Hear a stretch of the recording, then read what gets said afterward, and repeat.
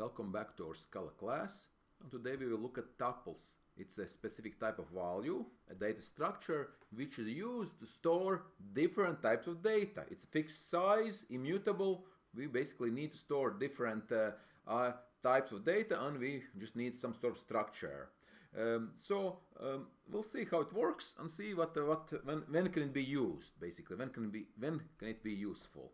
So again, as usual, we'll go to our course repository, or we have IntelliJ open up already, and I'll create a new file to test it, basically. So let's make it like this, right? So new JavaScript class object. By now we know what it is.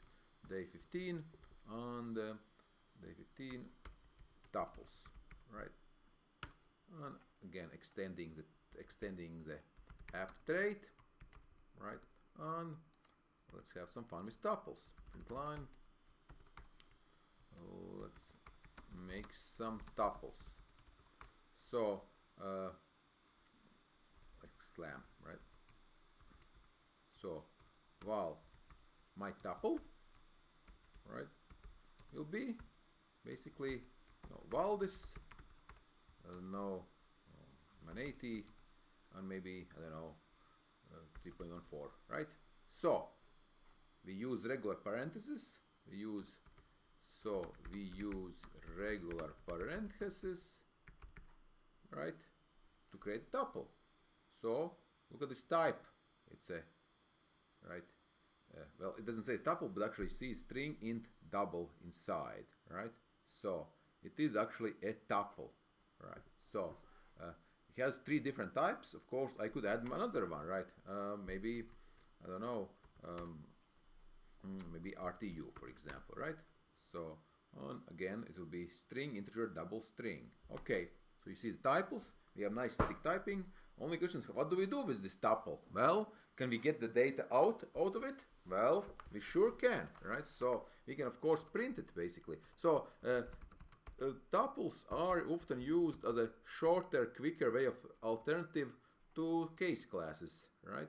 So fixed. Let's compile it while it's running.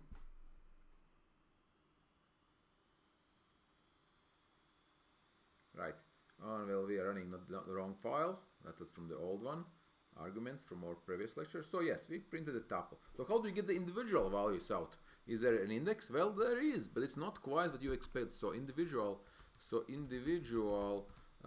values have a funky index. Right, so print line, I'll do myself. So my tuple, right, and you use dot notation. So it's very strange notation, right? So this will give you, it's also, notice it's zero, it's not zero based, right? It's used so special values. So underneath, as you can imagine, actually what's happening, these are basically just values out of special class, basically, right? This tuple class, right? So special values for accessing individual members inside. Okay, let's see how it works, right? So I'm sure you can. Let's do also RTU, for example, on my tuple again, and you can see, of course, here the types, right? I'll do maybe the pi, right? And as you can imagine, it will work, right? So not zero based, because it's not really an index. It's basically just a value with a special name, right? So tuples go up to size 22, right? So if you need to store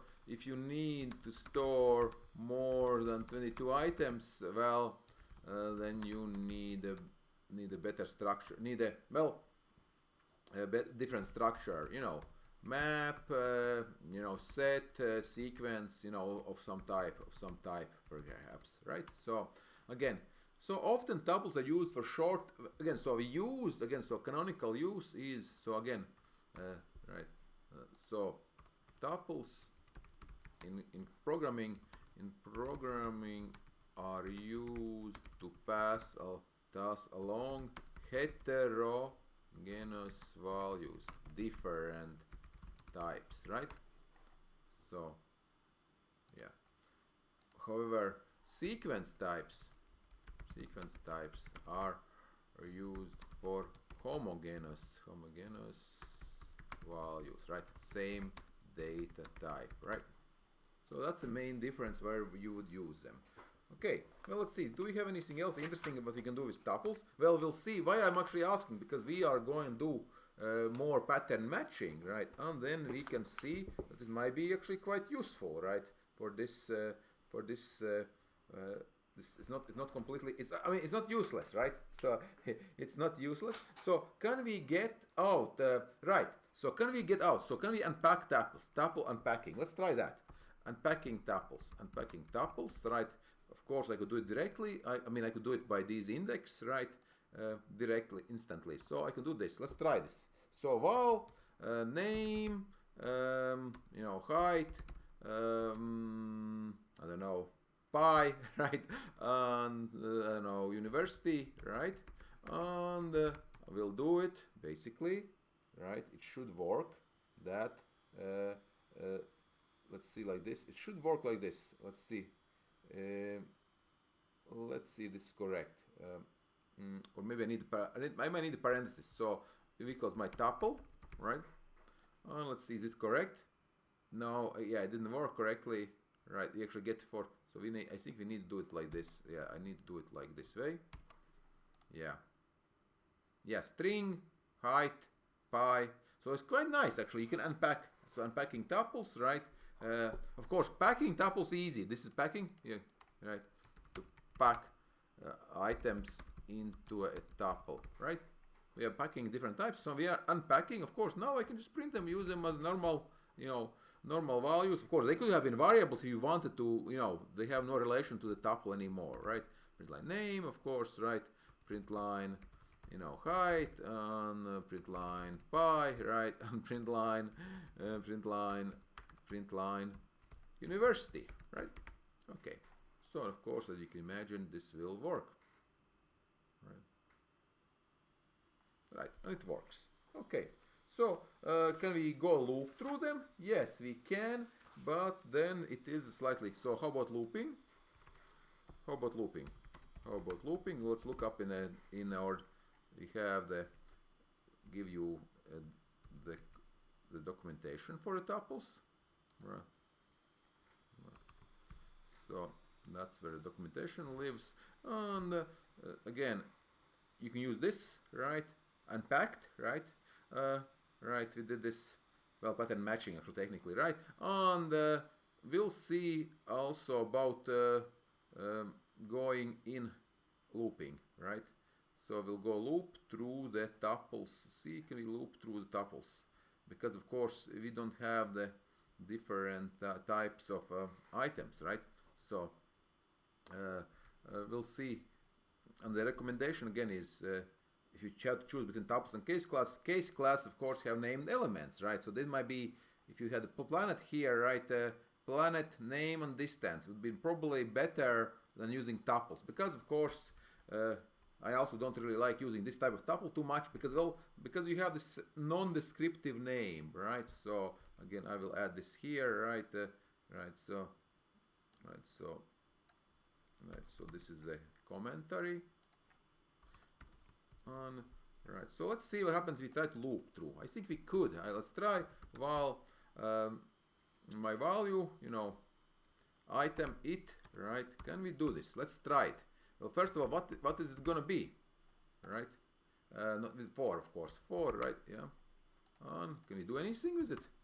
Well, first of all, what is its name, right? It's never used, right? It any. Can we print it? We can print it probably. Print line, right? Okay. And why doesn't it work? For each, right? We can't actually. I don't think we can actually loop it through like this. I'm pretty sure. So what we can do it. So this won't work, right? So but we can, right? So my list, right? My, you know, my array maybe, right? Or my array, right? You know, I can do. Let's try that. Basically, my tuple to array, right? Not to string. We can't really do it. I thought we could do it. Oh, or maybe you could do it this way. Let's try it. Let's say list my tuple. Yeah, I think so. I think we could do this. This will be. Let's try it. Well, doesn't really work because basically it's just the items, right? So it doesn't really work that well as for unpacking, right? So basically just store different values. You don't really loop it through it like this, basically. So no looping, right? Maybe there was a way to coerce, because basically this is any, right? Pattern any, right? So not much else we can do basically with tuples. Just basically create them up 22, right, and pass them along. So they appear quite often in basically when you're passing along some different values. Okay, that will be just a short introduction to tuples, right? And we will continue with pattern matching. So continuing with our tuples, there is a question if how to convert a tuple to an array type of structure, sequence type of structure. Well, it turns out actually it's rarely a good idea. Like I said, personally, I also never had to do this in Scala, but it is possible. So I'll show you how, but not really. So you need to go, not really something you want to do often. It means it's a sign that you're using the wrong structure. So, but you can. So my array, right, equals basically my tuple, and we do product iterator, something like this, and then we can do convert to array, right? So what will we get? So this, we can go directly, this won't work, right? So it's going to be an array of any, right? So bad idea. So array of any is pretty useless, right? We can print it, but that's about it, right? So I can show you, so of course for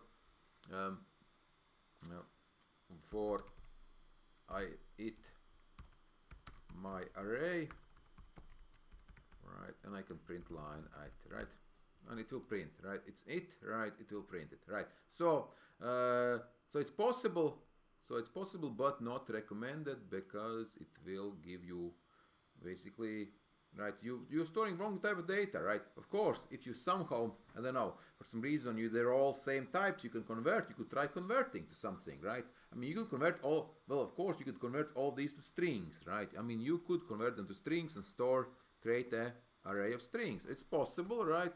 So string array, of course, would be my array map, right, to string, right, to string, right? This should work, right? This should be all strings, right? That will work for it, right?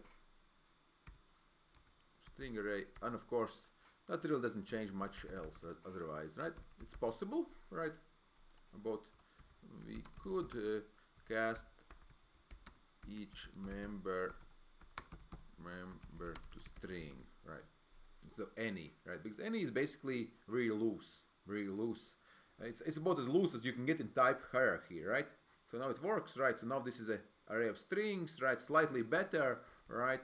But again, so where's our type hierarchy? I want to show you more type hierarchy. No, we don't have it here.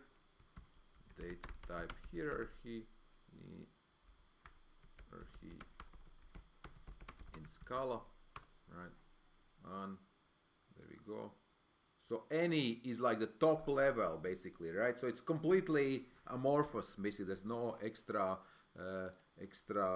meaning, basically, about as, you know, as generic as it gets. So okay, so to repeat, we can use Scala and we can use tuples to combine different data types, and then we can access them, and we can also use them for unpacking later on, right? So thank you, and we will continue with pattern matching.